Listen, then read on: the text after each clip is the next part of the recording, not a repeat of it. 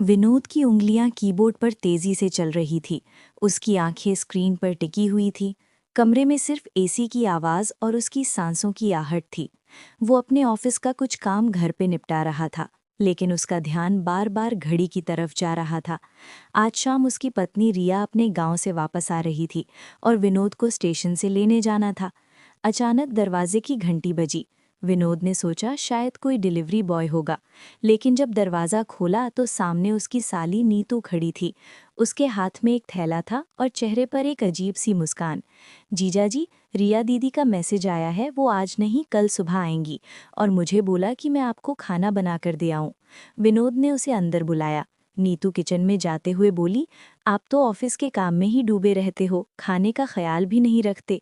विनोद ने हंसते हुए कहा, तुम्हारी दीदी ने ही तो मुझे इतना लाडला बना दिया है।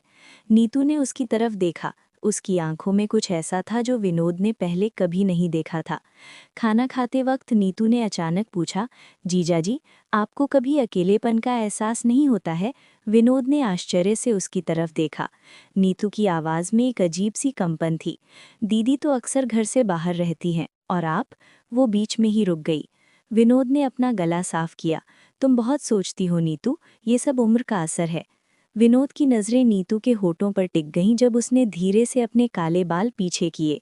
कमरे की रोशनी में उसका गोरा चेहरा चमक रहा था और विनोद को लगा जैसे वो पहली बार उसे इतने करीब से देख रहा है। जीजाजी, क्या हुआ? नीतू ने फुसफुसाते हुए कहा। उसकी सांसों की गर्माहट विनोद के चेहरे को छू रही थी। अचानक बाहर बारिश की बूंदों की आवाज़ ने दोनों का ध्यान भंग कर दिया। अरे, बारिश शुरू हो गई। विनोद ने खिड़की की तरफ देखते हुए कहा, मानो उस बहाने वो नीतू की आंखों से अपनी नज़रें हटाना चाहता हो। लेकिन नीतू ने कहा, जीजाजी, मैं अब वापस कैसे जाऊंगी? उसकी आवाज़ में एक अजीब सी गर्मजोशी थी जिसे नज़रअंदाज करना मुश्किल था। विनोद का दिल तेज़ी से धड़कने लगा। उसके मन में तूफान उठ खड़ा हुआ। किचन में चाय की केतली की सीटी बजने लगी। नीतू उठी और धीरे से बोली, मैं चाय लाती हूँ। विनोद ने उसके पीछे जाते हुए घूंघट में लिपटे उसके नाजुक कंधों को देखा। वो सोच में पड़ गया, ये सब क्या हो रहा है? क्या वो सच में अपनी साली के प्रति ऐसा महसूस कर रहा है? बाहर बारिश तेज हो गई थी और बिजली की एक चमक ने पूरे कमरे को रोशन कर दिया। नीतू चाय लेकर वापस आई तो उसके कपड़े थोड़े भीगे हुए थे। क्या तुम ठीक हो? विनोद ने चिंतित स्वर में पूछा। नीतू ने हंसते हुए कहा, बस थोड़ा सा भीग गई। अचानक उसका पैर फिसला और वो विनोद के सीने से टकरा गई। दोनों के बीच एक पल के लिए सन्नाटा छा गया। विनोद ने महसूस किया कि कैसे नीतू का दिल उसकी छाती के खिलाफ तेजी से धड़क रहा था। माफ करना जीजाजी, नीतू ने कहा, लेकिन हटने का कोई प्रयास नहीं किया। उसकी सांसें विनोद की गर्दन को छू रही थीं। विनोद ने अनजाने में ही उसकी पीठ पर हाथ रख दिया। नीतू ने अपनी आंखें बंद कर लीं, मानो वो इस पल को महसूस कर रही हो। बाहर बारिश की आवाज़ और तेज हो गई थी, मानो प्रकृति भी उनके इस क्षण को गोपनीयता प्रदान कर रही हो। विनोद ने धीरे से उसका चेहरा उठाया। नीतू की आंखों में एक ऐसी चमक थी जो उसे पहले कभी नहीं दिखी थी। हमें ऐसा नहीं करना चाहिए, विनोद ने कहा, लेकिन उसकी आवाज़ में पहले जैसा दृढ़ विरोध नहीं था। नीतू ने उसकी बात को अनसुना करते हुए अपना सिर उसके कंधे पर टिका दिया। मैं सालों से आपको देखती आ रही हूँ जीजाजी, क्या सच में आपको मेरे बारे में कुछ महसूस नहीं होता? कमरे में बिजली की एक और चमक ने दोनों के चेहरों को रोशन कर दिया। विनोद ने देखा कि कैसे नीतू की आंखों में आंसू चमक रहे थे। उसने अनजाने में ही उसे और करीब खींच लिया। नीतू के होठों पर एक मामूली सी मुस्कान थी जो उसे और भी खूबसूरत बना रही थी। मैं तुम्हारी दीदी से प्यार करता हूँ। लेकिन नीतू ने उसकी बात काटते हुए कहा, और मैं? क्या मैं सिर्फ आपकी साली हूँ? विनोद के दिल की धड़कनें और तेज हो गईं। नीतू की सांसें उसके गालों को छू रही थीं और उसकी गर्माहट उसे एक अजीब सी सुकून दे रही थी। नीतू, ये गलत है, उसने फुसफुसाते हुए कहा, लेकिन उसके हाथ नीतू की कमर से नहीं हट रहे थे। नीतू ने अपनी आंखें खोली और सीधे विनोद की आंखों में देखते हुए कहा, क्या सच में ये गलत है?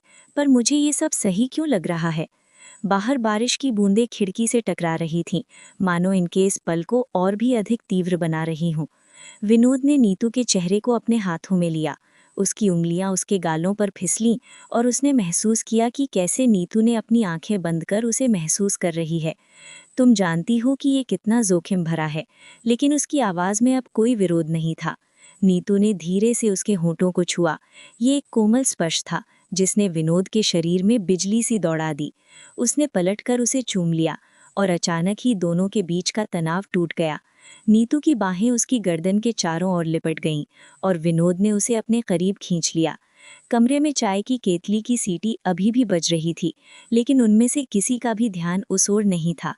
थोड़ी देर बाद जब दोनों ने एक दूसरे से अलग होने का प्रयास किया, तो नीतू के चेहरे पर एक लालिमा थी। माफ करना जीजा जी, उसने कहा, लेकिन उसकी आंखों में कोई पश्चाताप नहीं था।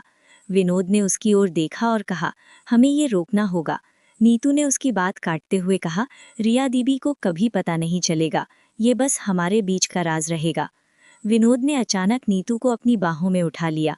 उसका दिल जोरों से धड़क रहा था, मानो छाती से निकलकर बाहर आ जाएगा। नीतू ने एक छोटी सी चीख भरी, लेकिन फिर उसने अपना चेहरा विनोद के सीने में छुपा लिया। विनोद उसे बेडरूम की ओर ले जाते हुए महसूस कर रहा था कि कैसे नीतू का हल्का शरीर उसकी बाहों में फूलों की तरह लिपटा हुआ है। कमरे में प्रवेश करते ही विनोद ने नीतू को धीरे से बिस्तर पर लेटा दिया। बाहर बारिश की आवाज़ और तेज हो गई थी और कमरे में केवल उनकी सांसों की आवाज़ सुनाई दे रही थी। नीतू ने अपनी आंखें बंद कर ली थी और उसके होठों पर एक हल्की सी कंपन थी। विनोद ने उसके चेहरे को अपने हाथों में लिया और धीरे से अपने होठ उसके होठों पर रख दिए। नीतू ने अचानक अपनी आंखें खोली और विनोद की आंखों में देखते हुए फुसफुसाया, पहली बार जब मैंने आपको देखा था तभी से मैं। विनोद ने उसकी बात चूमकर काट दी। उसके हाथ नीतू के बालों में फंस गए थे और वो महसूस कर रहा था कि कैसे नीतू की सांसें तेज हो रही थीं। अचानक नीतू ने विनोद के कंधों को पकड़कर उसे नीचे की ओर धकेला। विनोद हैरान रह गया जब नीतू उसके ऊपर आ गई। उसकी आंखों में एक नई चमक थी, जैसे वो अब और इंतजार नहीं कर सकती। उसने विनोद की शर्ट के बटन खोलने शुरू किए और विनोद ने महसूस किया कि उसकी उंगलियां कितनी कांप रही थीं। मैंने हमेशा चाहता था, नीतू ने फुसफुसाते हुए कहा, लेकिन विनोद ने उसे अपने होठों से चूमकर चुप करा दिया। बाहर बारिश की आवाज़ एक अजीब सी लय बना रही थी, जैसे उनके शरीरों की लय के साथ मिल गई हो। विनोद ने नीतू की कमर से उसकी साड़ी खोलनी शुरू की और नीतू ने अपनी आंखें बंद कर लीं। उसका शरीर पूरी तरह से शर्म और इच्छा के बीच झूल रहा था। जब विनोद ने उसकी गर्दन को चूमा तो नीतू के होठों से एक हल्की सी आह निकली। मुझे डर लग रहा है, नीतू ने कहा, लेकिन उसकी आवाज़ में डर नहीं बल्कि उत्साह था। विनोद ने उसके कान के पास फुसफुसाया, सच कहूँ तो जितनी आग तुझ में है उतनी रिया में नहीं। काश मेरी शादी तुझसे हो जाती नीतू। ये शब्द सुनकर नीतू की आंखें खुल गईं और उसमें आंसू चमकने लगे। उसने विनोद को कसकर चिपका लिया, मानो डर हो कि वो अभी गायब हो जाएगा। मैं तुम्हारी हो सकती हूँ आज रात, नीतू ने कहा, और उसकी आवाज़ में एक ऐसा दृढ़ निश्चय था जिसने विनोद को चौंका दिया। विनोद ने नीतू की पीठ पर अपनी उंगलियां फिराईं और नीतू ने अपना सिर पीछे झुका लिया। कमरे में उनकी सांसों की आवाज़ हर चीज़ से ज़्यादा तेज थी। विनोद ने नीतू के कंधे पर अपना माथा टिकाया और कहा, तुम्हारी खुशबू, तुम्हारी गर्माहट, सब मुझे पागल कर रही है। नीतू ने उसकी बात का जवाब एक लंबे चुंबन से दिया, जिसमें उनके सारे निषिद्ध विचार समा गए। थोड़ी देर बाद जब दोनों थककर एक दूसरे के गले लगे हुए लेटे थे, नीतू ने अचानक पूछा, क्या हमारे बीच आज जो हुआ वो दोबारा होगा?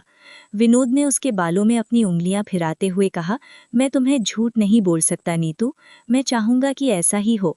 नीतू के चेहरे पर एक संतुष्ट मुस्कान फैल गई, लेकिन फिर अचानक उसकी आंखों में चिंता तैरने लगी। रिया दीदी कल आ रही हैं, विनोद ने कहा, तुम चिंता मत करो। अगले दिन जब रिया वापस आई तो विनोद और नीतू ने उसे स्टेशन से लेते हुए अपना सामान्य व्यवहार दिखाया, लेकिन जब रिया ने उसे गले लगाया तो उसकी नज़रें अनायास ही नीतू की तरफ चली गईं, जो दूर खड़ी मुस्कुरा रही थीं। रिया के बैग उठाते हुए विनोद ने नीतू की बाह पर हल्का सा स्पर्श किया, जिससे उसके शरीर में एक झुरझुरी दौड़ गई। तुम कैसी हो नीतू? रिया ने पूछा, और नीतू ने जवाब देते हुए अपनी आंखें झुका ली, बिल्कुल ठीक दीदी। उस रात के बाद से जब भी रिया घर पर नहीं होती, नीतू और विनोद एक दूसरे के लिए पागल हो जाते। एक शाम जब रिया अपनी सहेली के यहाँ जाई हुई थी तो नीतू ने विनोद को मैसेज किया, जीजा जी मैं आपके कमरे में हूँ। विनोद ने जब दरवाज़ा खोला तो नीतू उसके बिस्तर पर बैठी थी। उसके हाथ में दूध का गिलास था। मेरी जान हो तुम, विनोद ने कहा। उसकी आंखें नीतू के कम खुले नाइट गाउन पर टिकी हुई थीं। आपका ख्याल रखने आई हूँ, नीतू ने ये कहकर गिलास उसकी तरफ बढ़ा दिया। धीरे धीरे उनकी मुलाकातें बढ़ने लगीं। कभी विनोद के ऑफिस में, जब नीतू उसके लंच बॉक्स लेकर आती, कभी सुबह के समय जब रिया मार्केट जाती। एक बार तो नीतू ने विनोद को अपने कॉलेज के फंक्शन में भी बुला लिया और वहां के खाली कमरों में वो चोरी छिपके मिलते रहे। हर बार उनके बीच का तनाव और गहरा होता जा रहा था और हर बार वो खुद को रोक पाने में असफल होते। एक दिन जब रिया अपने माता पिता के पास गई हुई थी, तो नीतू ने विनोद को अपने कमरे में बुलाया।